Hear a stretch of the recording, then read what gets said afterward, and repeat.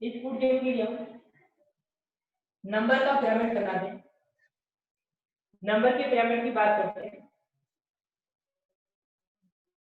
तो इस food chain में बात करें तो ये किसी एक इकोसिस्टम में किसी एरिया में जितने नंबर ग्राफ होंगे उससे रेडियस क्या होंगे, उससे थोड़े कम होंगे, और जितने रेडियस है उस एरिया में उतने फॉक्स नहीं होंगे, उससे थोड़े कम होंगे, और फॉक्स से कम क्या होंगे, लायन होंगे।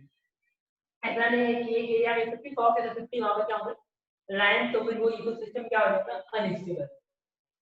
तो एक ग्राफ इस फूड चेन में देखें तो नंबर जो है वो इधर की तरफ जाने पर, लेफ्ट टू राइट जाने पर क्या हो रहा है, नंबर डिक्रीज हो रहा है। अब पिरामिड बनाना है तो सबसे जो बेस जो होगा वहां पर हम किसको लिखेंगे, प्रोड्यूसर को लिखेंगे। तो हमने यहाँ पर सबसे पहले लिख दिया ग्राफ, बॉक्स बनाया, सबसे पहले लिखा ग्राफ। उसके बाद सेकंड प्रोड्यूसर क्या है, रेडियस। अब इनका नंबर इससे ज्यादा है या कम, तो कम है, तो इसके लिए हम क्या करेंगे, छोटा बनाएंगे। अगर ये ज्यादा हो जाए तो ऐसे बनाएंगे। अगले में बनाएंगे हम उसके लिए भी रेडियस। फिर उसके बाद आगे चलते हैं तो क्या हो जाएगा, फर्स्ट और लास्ट में नंबर क्या हो रहा है, कंटिन्यूसली डिक्रीज हो रहा है। तो हमारे पास पिरामिड बन गया। ये हमारे पास कौन सा पिरामिड बना है, पिरामिड ऑफ नंबर। किसके लिए, इस फूड चेन के लिए, ग्रासलैंड इकोसिस्टम में। यहाँ पे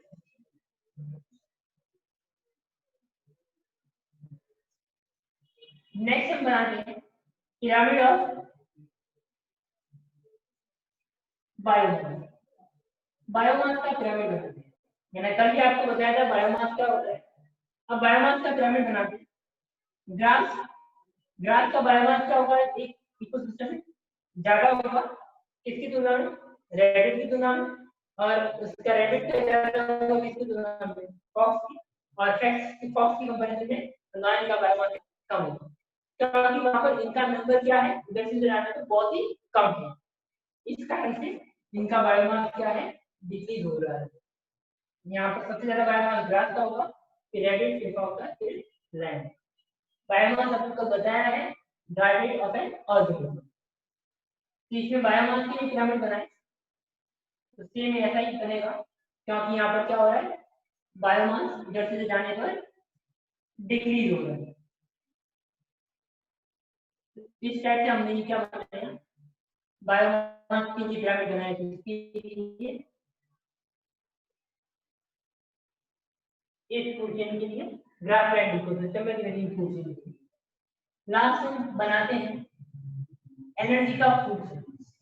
अगर हम एनर्जी की फूड चेन की बात करें, एनर्जी के लिए पिरामिड की बात करते हैं, तो एनर्जी हमेशा इधर से इधर जाने पर क्या होगी, कम होगी।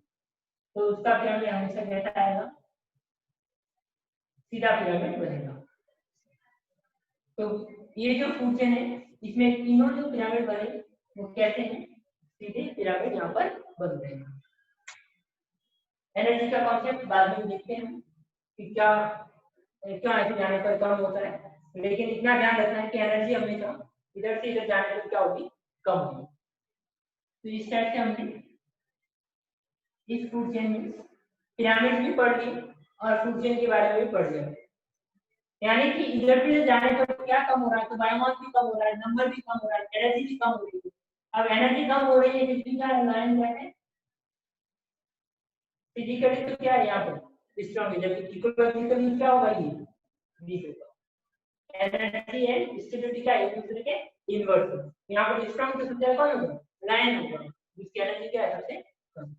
जैसे इधर जाने पर बायोटिक पोटेंशियल क्या होगा, तो कम होगा। बायोटिक पोटेंशियल का मतलब क्या हुआ, रिप्रोडक्शन कैपेसिटी। जितनी जल्दी उतनी जल्दी लाइन नहीं होगा, तो वो क्या कराएगा, बायोटिक पोटेंशियल। क्लियर है यहाँ पे, ये हमारे पास फर्स्ट फूड चेन प्रॉब्लम, और उसके साथ में हमने पिरामिड भी कर ली।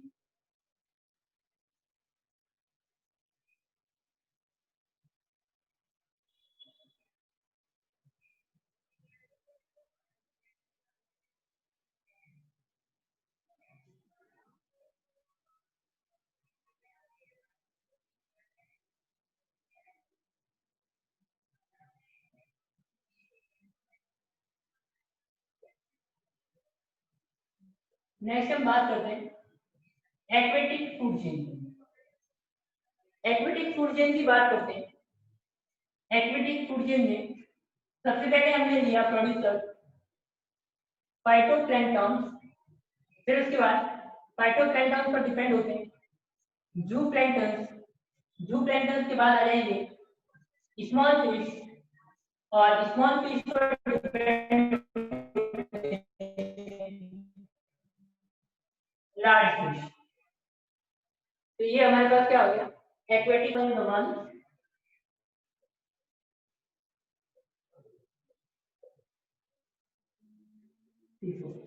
फाइटोप्लैंक्टन यहाँ पर क्या है प्रोड्यूसर।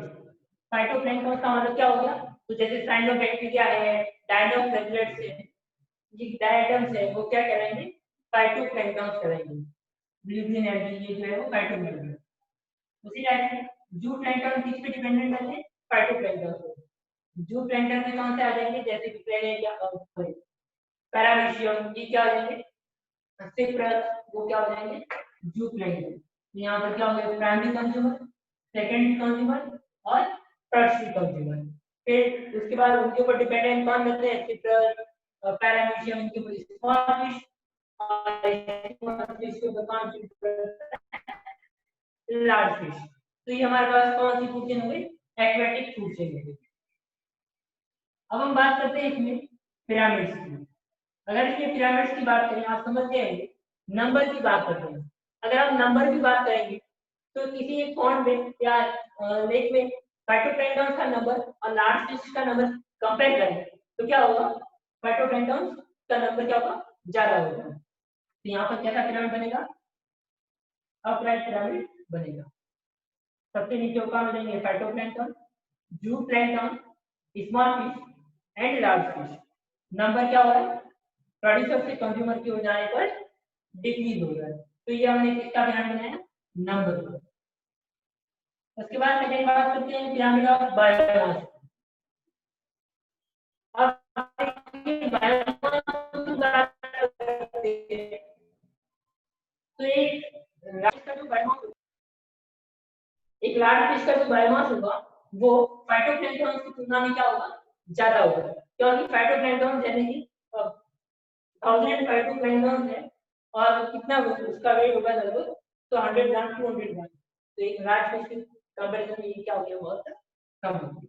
तो बायोमास इधर से जाने पर क्या हो रहा है इंक्रीज हो रहा है। अब इस पिरामिड को बनाते हैं तो सबसे कम किसका है बायोमास प्रोड्यूसर का फाइटोप्लैंक्टन। उसके बाद इधर जाने पर अब क्या हो रहा है बढ़ रहा है।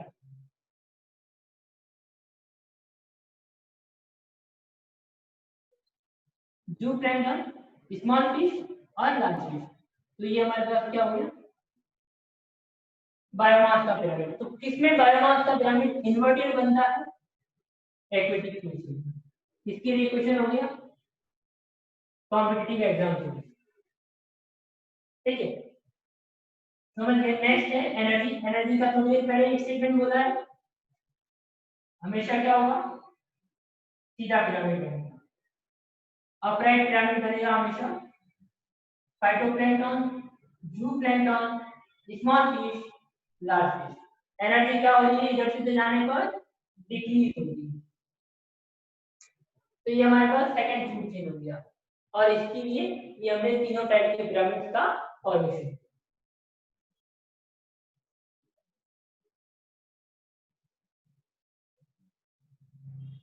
ये जो हमने फूड चेन पढ़ी ये दोनों एक तो थी एक्वेटिक इकोसिस्टम के लिए और दूसरी थी ब्रीदिंग ग्रासलैंड इकोसिस्टम के लिए। ये जो फूड चेन होती है इनको हम बोलते हैं जो हमें जो पढ़ी है उनको बोलेंगे हम ट्रेडिंग फूड चेन या प्रीडेटरी फूड चेन बोलेंगे।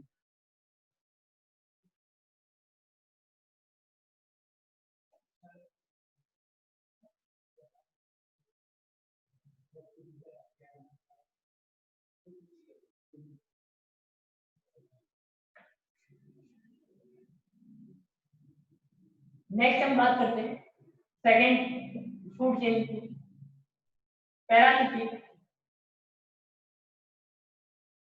Food chain. Parasitic food chain की बात करते हैं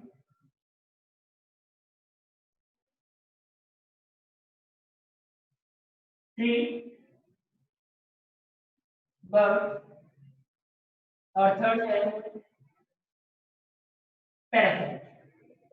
ये हमने फूड चेन लिखी, ट्री, बर्ड और पैरासाइट।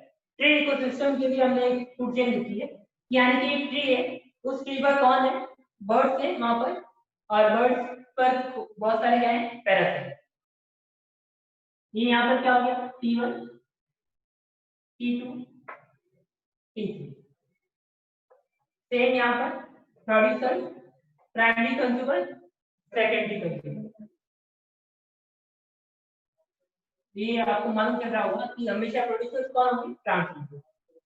अब इसमें हम डायरेक्टली क्या करते हैं, पिरामिड्स का फॉर्मेशन। सबसे पहले बात करते हैं किसकी, पिरामिड का नंबर। अगर नंबर की बात करें तो ट्री, एक ट्री है तो उसके ऊपर बहुत सारे क्या होंगे, बर्ड्स होंगे, और एक बर्ड है उसके ऊपर बहुत सारे क्या होंगे, पैरासाइट्स होंगे। तो नंबर इधर से इधर क्या हो रहा है, कंटिन्यूअसली इंक्रीज हो रहा है। तो देखिए ट्री का नंबर क्या है, कम है, बर्ड्स का नंबर क्या है, ज्यादा, उसके बाद पैरासाइट का नंबर क्या है, और ज्यादा। तो फर्स्ट क्या, ट्री, सेकंड बर्ड, और थर्ड क्या होंगे, पैरासाइट। तो अब पिरामिड कैसा बना, इन्वर्टेड पिरामिड बना। ये तो नंबर का पिरामिड किसमें इन्वर्टेड आता है, tree ecosystem parasitic food chain. ये एनसीईआरटी के एग्जांपल है, आपको ध्यान में रखने। Next, biomass. अब बायोमास के लिए आप बना सकते हैं, बहुत सिंपल सा पिरामिड बनेगा। आपको मालूम चल रहा है एक ट्री का जो बायोमास होगा उसकी कंपैरिजन में पैरासाइट्स का बायोमास क्या होगा, बहुत ही कम होगा। तो कैसा पिरामिड बनेगा,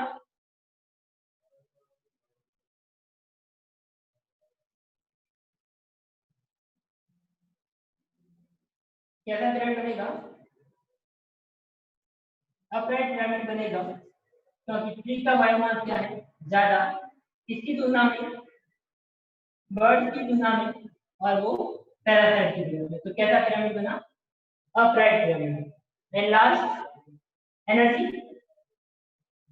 तो एनर्जी का पिरामिड कैसा आएगा, हमेशा हमेशा अपराइट पिरामिड आएगा, यानी कि इधर से जाने पर एनर्जी क्या होगी, कंटिन्यूअसली डिक्रीज होगी। तो इस टाइप से हमने ट्री इकोसिस्टम के लिए भी क्या करती है, फूड चेन और ये पिरामिड हमने फॉर्म। क्लियर है यहाँ पे, कोई डाउट हो तो आप पूछ लेना, आपको सारी फैसिलिटी दी गई है।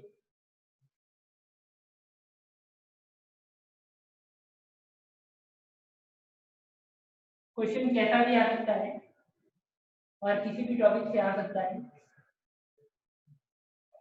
फूड चेन से जनरली क्वेश्चन आने की संभावना कम रहती है इन कंपैरिजन टू पिरामिड्स की, यानी कि पिरामिड का क्वेश्चन आने की संभावना ज्यादा है, किसी भी इकोसिस्टम के लिए पूछ सकते हैं, या फिर एक सिंगल वर्ड में कंपटीशन में तो ये बहुत ही टफ क्वेश्चन बन जाता है कि किसका पिरामिड उल्टा बनेगा कौन से इकोसिस्टम में। तो आपको ये ध्यान रखना है, और एनर्जी का क्वेश्चन तो हमेशा आते ही रहता है। नेक्स्ट हम टॉपिक की बात करते हैं, फूड चेन पिरामिड्स के बाद जो इनके बीच का टॉपिक है वो है फूड वेब। फूड वेब क्या है, तो बहुत सिंपल टॉपिक है कि बहुत सारी फूड चेन आपस में मिलकर किसका फॉर्मेशन करती है, फूड वेब का फॉर्मेशन करती है। यानी कि मैं किसी भी इकोसिस्टम की बात करूं तो किसी भी इकोसिस्टम में एक फिक्स सीरीज नहीं होगी ऑर्गेनिज्म की, जबकि एक ऑर्गेनिज्म के पास एक से ज्यादा ऑप्शन होंगे फूड के, और वह खुद जो है वह भी फूड का ऑप्शन होगा किसके लिए, 2 से 3 ऑर्गेनिज्म के लिए। यानी कि बहुत सारी फूड चेन आपस में जुड़कर किसका फॉर्मेशन करती है, फूड वेब का फॉर्मेशन करती है। इंटरलिंकिंग ऑफ फूड चेन, या फिर हम क्या कहेंगे, नेटवर्क ऑफ फूड चेन। बहुत सारी फूड चेन मिलकर किसका फॉर्मेशन करते हैं, फूड वेब का। यानी कि हर ऑर्गेनिज्म के पास फूड की क्या रहेंगे, मल्टीपल ऑप्शन रहेंगे।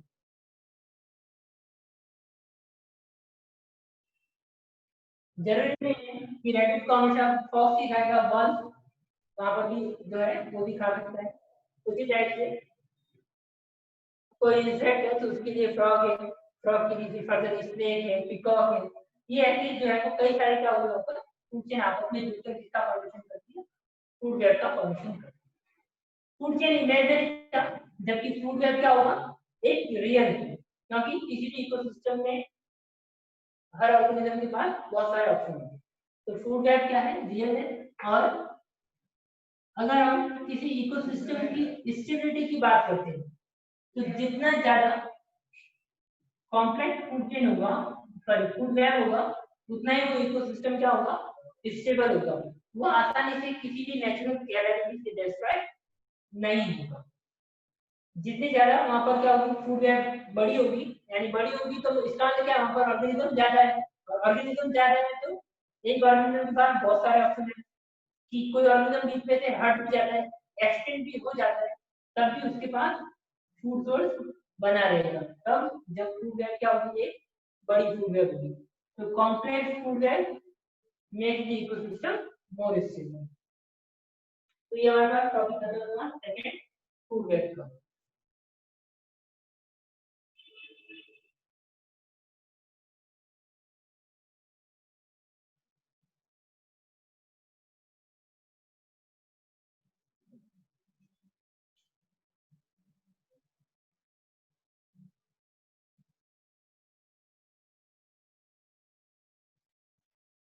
नेक्स्ट टॉपिक की बात करते हैं, एनर्जी फ्लो। एनर्जी फ्लो की बात करते हैं, कोई भी इकोसिस्टम जो है उसमें एनर्जी कौन ट्रांसफर कर रहा है, ये कहां से ट्रांसफर हो रही है।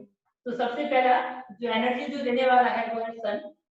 सनलाइट जो है वो किसके द्वारा ट्रैप की जाती है, प्लांट्स के द्वारा ट्रैप की जाती है। कौन से प्रोसेस के लिए, फोटोसिंथेसिस प्रोसेस के लिए। प्लांट सनलाइट को ट्रैप करते हैं फोटोसिंथेसिस प्रोसेस के लिए, यानी कि वो किस में कन्वर्ट होगी, केमिकल एनर्जी में।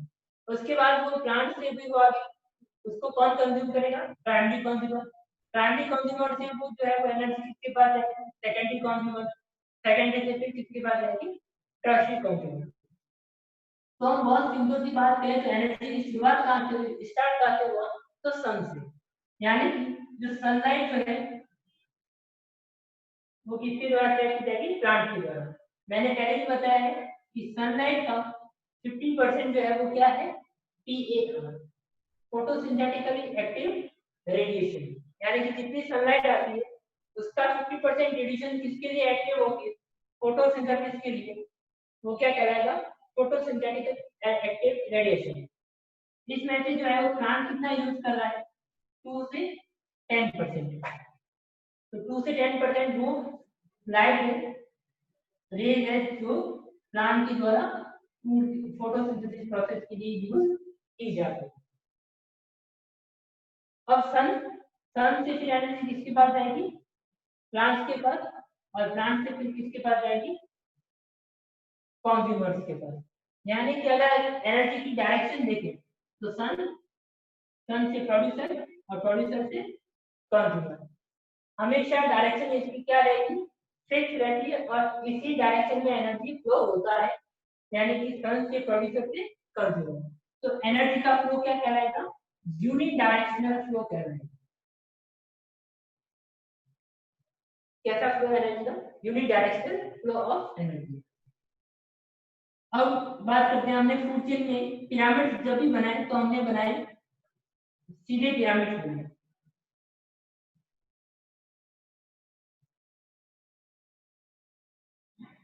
जब भी हमने पिरामिड बनाए तो वो सीधे बनाए, क्यों, तो जैसे एनर्जी जो है वो हमारे पास क्या है, ग्रास के पास एनर्जी है।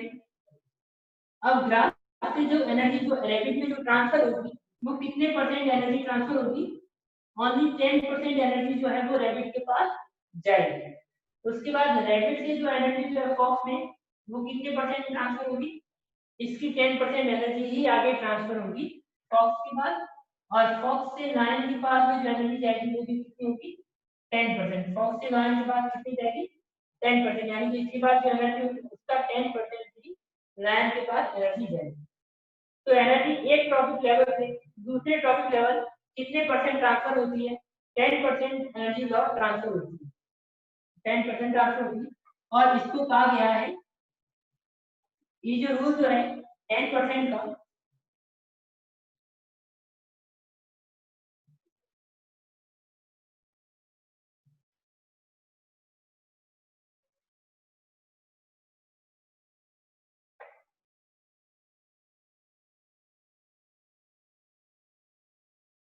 ये जो 10% रूल जो है एनर्जी का, वो दिया गया था लिंडमान के द्वारा।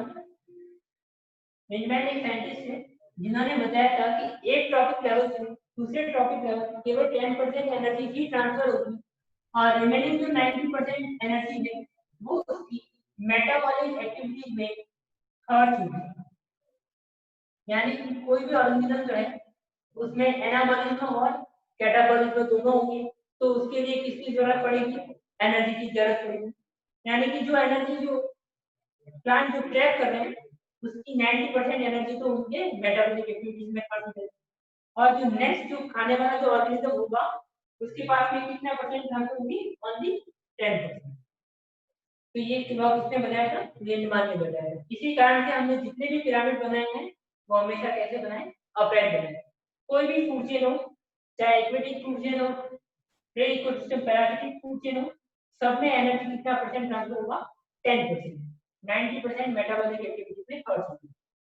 जैसे एग्जांपल दिया, यहाँ पर 50 किलो कैलोरी एनर्जी है इसके पास, तो नेक्स्ट के पास कितनी जाएगी? 5 किलो कैलोरी एनर्जी जाएगी और यहाँ पर जो है वो कितनी जाएगी? 0.5 और इसके बाद क्या जाएगी? 0.05 किलो कैलोरी यहाँ पर क्या होगी? एनर्जी। तो ये जो है वो बहुत सिंपल सा क्वेश्चन है, कितने परसेंट एनर्जी यहाँ पर एनर्जी फाइनल टॉपिक ज्यादा एनर्जी कितनी होगी पूछा जा सकता है। तो आपको ये रूल ध्यान रखना है, 10% रूल किसने दिया था? लिंडमैन ने दिया था, जो कि पूछा जाता है। इसी कारण से हमने सारे पिरामिड्स कैसे बनाए? एनर्जी के सीधे बनाए।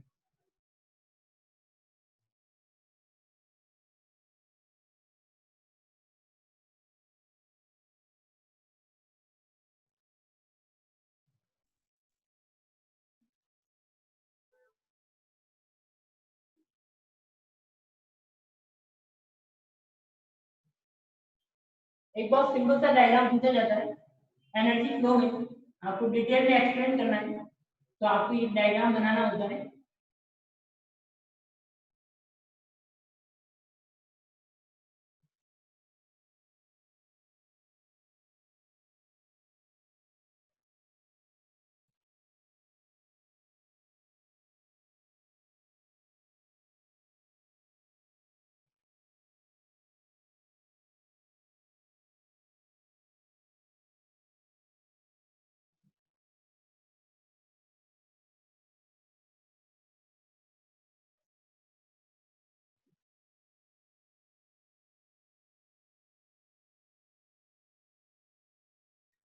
हायर ऑर्गेनिज्म या हायर बर्ड जो हमने ले लिया वर्चर हो गया।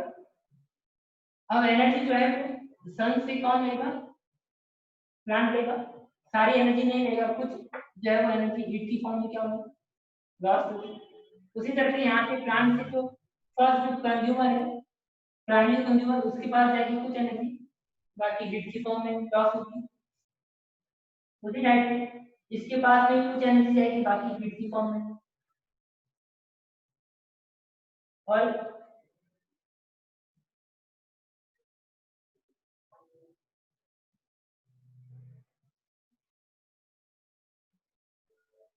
ये सब जो है प्लांट, बर्ड और जो हायर ऑर्गेनिज्म जो है, इन सब की जो डेथ है उसके बाद में क्या बनेगा?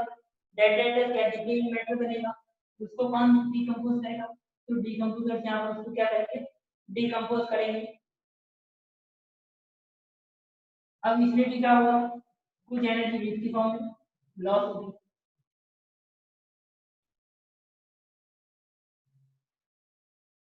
और लास्ट में फिर अल्टीमेटली क्या हो जाएगा? एनर्जी रिलीज की जाएगी इस डेड एंड डिकेइंग मैटर। तो यहाँ पर ये एक एनर्जी फ्लो का एक डायग्राम बुक में दिया हुआ है जो आपको ध्यान में रखना है। एनर्जी फ्लो में आपको बनाना है डायग्राम, मेडिकली आपको एनर्जी फ्लो समझाना है। तो सन, फिर प्लांट, फिर प्राइमरी कंज्यूमर, सेकेंडरी, टर्शियरी। यहाँ पर कोई भी आप ले सकते हो, जरूरी नहीं है बर्ड पे। अब जैसा आप डायग्राम आपको इजी लगता है वैसा कोई भी डायग्राम बना सकते हो, लेकिन मैटर आपको यही ध्यान में रखना है। यानी कि सिंपल सा ये कहा गया है कि एनर्जी जो है वो एक टॉपिक लेवल से दूसरी टॉपिक लेवल ट्रांसफर होती है और वो एक फॉर्म से दूसरे फॉर्म चेंज होती है। एनर्जी का यहाँ पर फर्स्ट लॉ जो है थर्मोडायनामिक्स का फॉलो होता है, energy can neither be created nor be destroyed।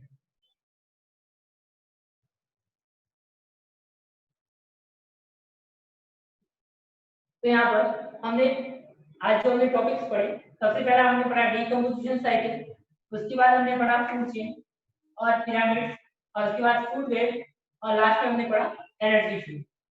इसमें दो सिंपल सी और डेफिनेशन पढ़ लेते हैं। एक है स्टैंडिंग क्रॉप। स्टैंडिंग क्रॉप किसे कहेंगे? तो total living organic matter,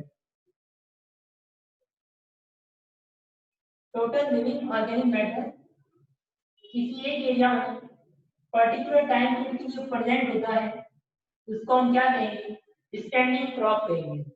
total living organic matter present in a particular area for a particular time period is known as standing crop। Organic matter यानी कि बायोमास। दूसरा है स्टैंडिंग स्टेट। स्टैंडिंग स्टेट क्या है? तो जो मिनरल जो present है किसी एक इकोसिस्टम में पर्टिकुलर टाइम पीरियड के लिए पर्टिकुलर एरिया में, वो क्या कहेंगे? स्टैंडिंग स्टेट कहलाएगी। जैसे नाइट्रोजन, फास्फोरस, सल्फर, इनकी जो क्वांटिटी है वो वहां पर क्या कहलाएगी? स्टैंडिंग स्टेट कहलाएगी। तो स्टैंडिंग क्रॉप और स्टैंडिंग स्टेट दो सिंपल सी डेफिनेशन पूछी जाती है कि जो total living organic matter present in a particular area for a particular time period is known as standing crop, and total mineral present in a particular area for a particular time period is known as standing state. Clear है यहाँ पे? ये सारी चीजें ध्यान में रखनी है।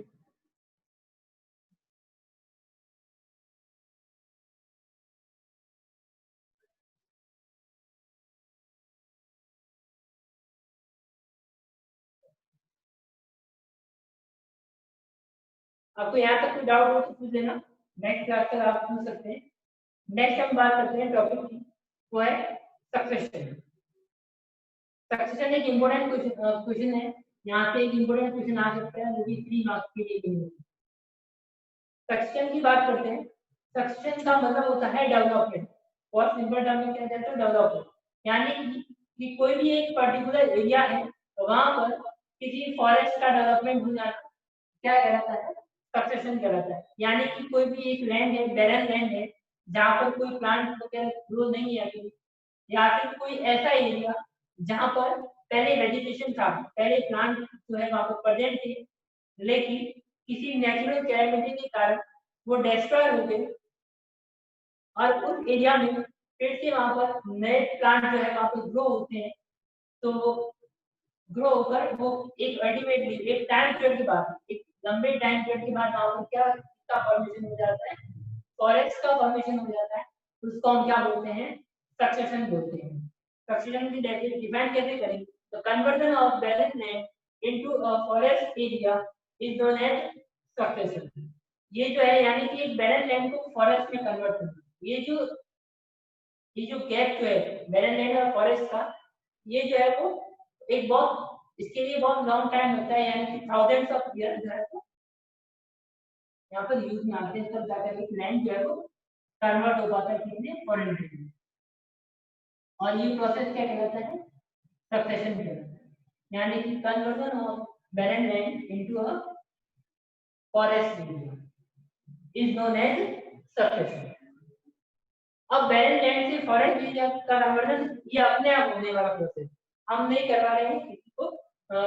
barren लैंड को अपने आप अगर कोई barren लैंड फॉरेस्ट एरिया में कन्वर्ट हो रहा है तो उसको हम क्या कहेंगे? सक्सेशन कहेंगे। इसका मतलब ये हुआ कि कोई भी कम्युनिटी, यानी कि प्लांट स्पीशीज एक से ज्यादा, कोई भी कम्युनिटी जो उस बैरन लैंड को ऑक्युपाई करेगी, वो वहां पर क्या होगी, अल्टीमेटली उसी से क्या होगी, धीरे धीरे हायर कम्युनिटी या नेक्स्ट कम्युनिटी का फॉर्मेशन होगा और फॉरेस्ट में कन्वर्ट होगी। यानी कि जो फर्स्ट जो कम्युनिटी जो वहां पर बैरन लैंड में जो आएगी, वो कम्युनिटी कुछ ऐसे चेंजेस करेगी कि वो एरिया उस कम्युनिटी के लिए तो क्या हो जाएगा, अनफेवरेबल हो जाएगा, और आने वाली जो कम्युनिटी होगी उसके लिए क्या हो जाएगा, वो फेवरेबल हो जाएगा।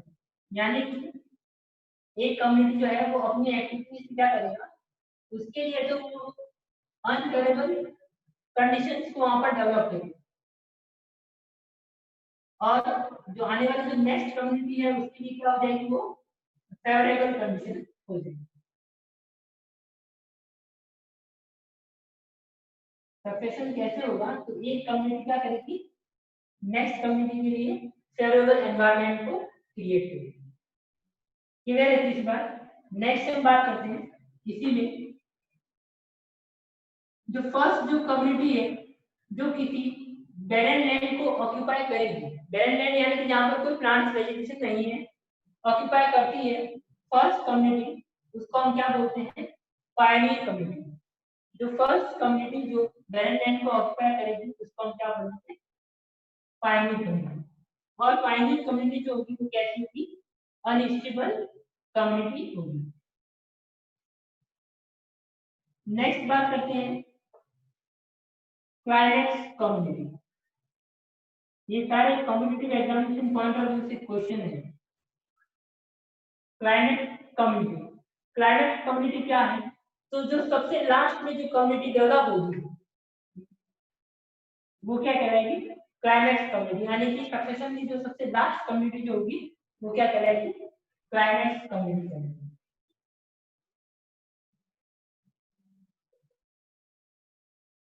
और ये जो होगी वो क्या होगी, सबसे स्टेबल कम्युनिटी होगी।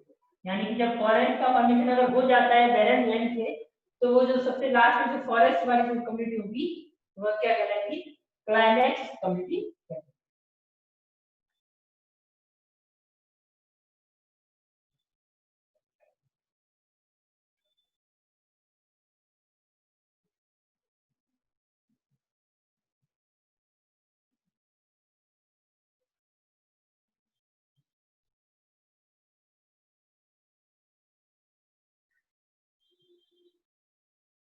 नेक्स्ट सेरी, सेरी क्या है, तो पायनियर कम्युनिटी से क्लाइमेक्स कम्युनिटी तक जो जितनी भी कम्युनिटी इनके बीच में आ रही है वो और इनको मिलाकर जो पूरी सीरीज जो होगी कम्युनिटीज वो क्या कहलाएगी, सेरी कहलाएगी। यानी कि entire series of community from pioneer to climax वो क्या कहलाएगा, सेरी कहलाएगा। यानी कि पायनियर से लगाकर लास्ट कम्युनिटी तक। उसके बाद आते हैं, बात करते हैं डेफिनेशन की, सीरियल स्टेजेस। सीरियल स्टेजेस क्या होगी, तो पायनियर और क्लाइमेक्स कम्युनिटी के बीच में आने वाली जो कम्युनिटीज होगी उनको हम क्या कहेंगे, सीरियल स्टेजेस कहेंगे। तो ये जो डेफिनेशन की और आपको ध्यान रखनी, सीरियल पायनियर से क्लाइमेक्स का, और सीरियल स्टेजेस क्या होगी, इनके बीच वाली जो कम्युनिटीज होगी उनको हम क्या कहेंगे, सीरियल स्टेजेस कहेंगे। Types of succession,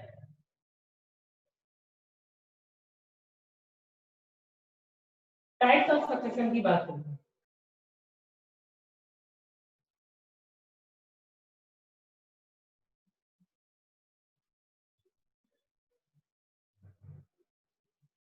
types of succession की बात करें, दो टाइप के सक्सेशन होते हैं।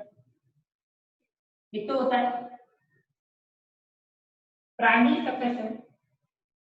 प्राइमरी सक्सेशन किसे कहेंगे, तो ऐसा सक्सेशन जो किसी बैरन लैंड से शुरू हुआ हो उसको हम क्या बोलेंगे, प्राइमरी सक्सेशन कहेंगे। यानी कि ऐसे लैंड जहाँ पर कोई वेजिटेशन नहीं है और उस पर फॉरेस्ट का डेवलपमेंट होता है, तो उसको हम क्या बोलते हैं, प्राइमरी सक्सेशन बोलते हैं। बैरन लैंड टू फॉरेस्ट, ये क्या कहलाता है, प्राइमरी सक्सेशन। और इसमें कितने लग जाते हैं, थाउजेंड्स ऑफ ईयर लग जाते हैं ये फॉरेस्ट का डेवलपमेंट होने के लिए। सेकेंड टाइप है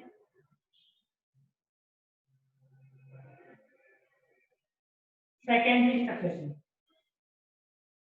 सेकेंडरी सक्सेशन क्या है?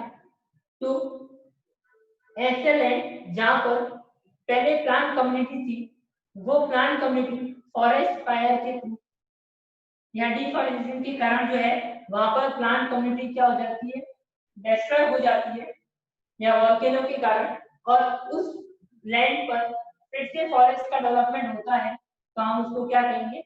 सेकेंडरी सक्सेशन कहेंगे। तो यहाँ पर क्या हो जाएगा? नेचुरल कैरेक्टर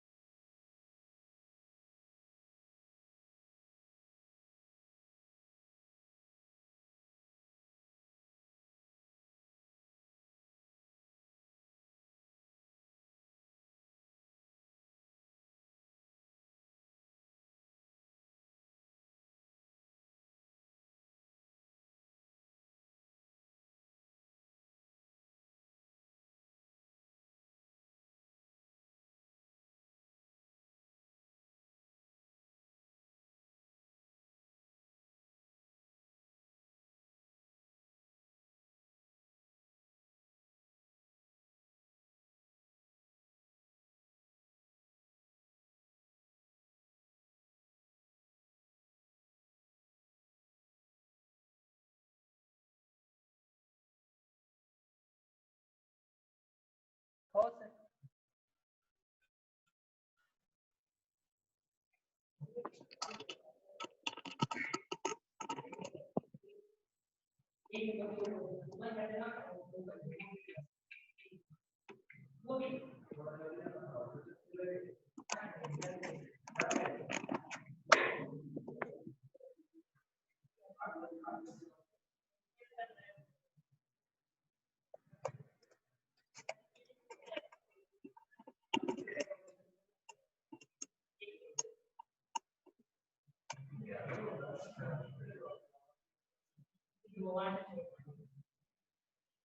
1 हो गए सर।